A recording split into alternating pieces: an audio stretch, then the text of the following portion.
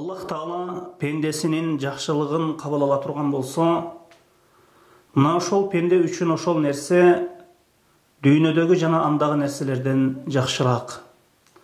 Анткени акырет жакшылыгы, ажыр сооптору дүйнөгө салыштырмалуу көбөйтүрүлөт. Аллах Таала Кур'анда айткандай: "Ва ин таку хасанатан юдаифаха ва ю'ти мин ладунху ажран азима." Пенденин кичине бир жакшылыгы болсун, ошол жакшылыгы акырет күнү көбөйтүрүлөт. Жана мына ошол жакшылыгы үчүн ажыр сооптор чоң кылып берилет.